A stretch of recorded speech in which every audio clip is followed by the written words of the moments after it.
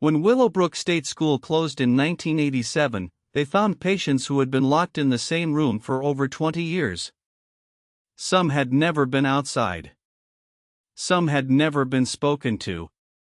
What happened inside was called the worst institutional abuse in American history.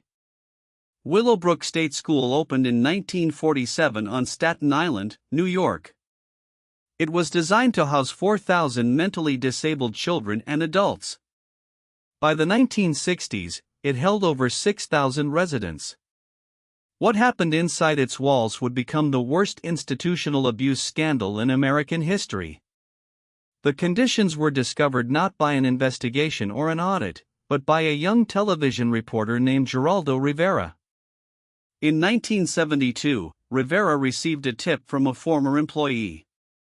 Using a stolen key, he entered Building 6 of the Willowbrook campus with a camera crew. What he filmed was broadcast on WABC-TV on the evening of January 6, 1972.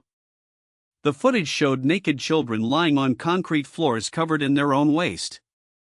Residents were crammed into rooms designed for a fraction of their number. The air was thick with the smell of urine and feces. Some residents rocked back and forth in corners. Others banged their heads against walls. Many had been given no clothing, no bedding, and no human interaction. Rivera described what he saw as a snake pit. The term was not hyperbole. The staffing ratio at Willowbrook was catastrophic. In some wards, a single attendant was responsible for 70 or more severely disabled residents.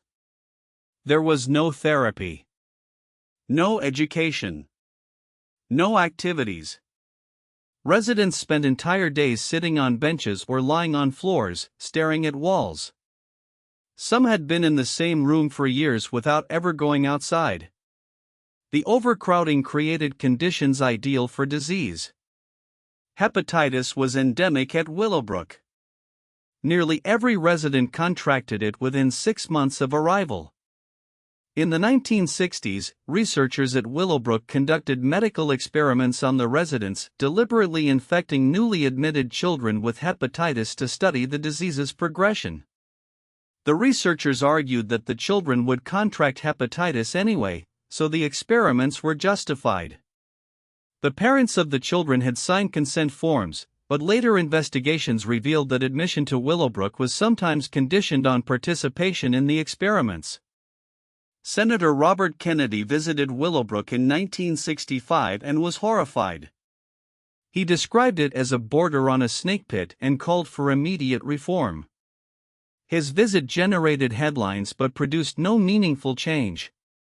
The institution continued operating as before. It was Rivera's 1972 broadcast that finally forced action. The footage was so disturbing that it provoked immediate public outrage. Civil rights attorneys filed a class action lawsuit on behalf of Willowbrook's residents.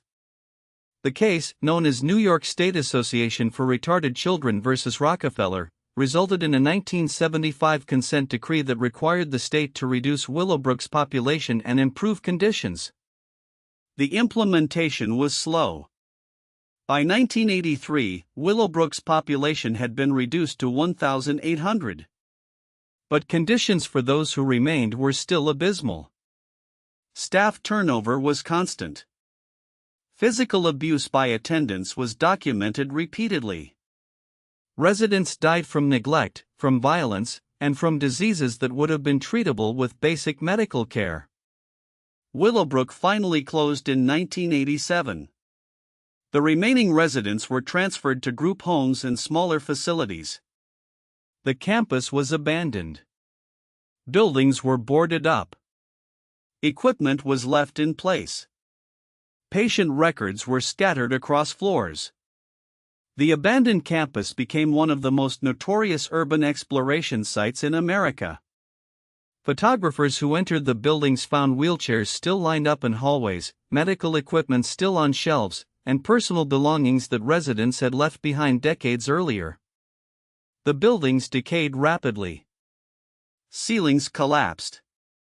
Walls grew mold. Nature reclaimed the grounds. In 2016, a portion of the former Willowbrook campus was converted into the site of the College of Staten Island's new facilities. Other buildings were demolished. A few remain standing, empty and deteriorating, surrounded by chain-link fences. The legacy of Willowbrook extends far beyond its walls. The scandal was a turning point in the disability rights movement. It led directly to the passage of the Civil Rights of Institutionalized Persons Act in 1980 and contributed to the broader deinstitutionalization movement that closed large state institutions across America in the 1980s and 1990s.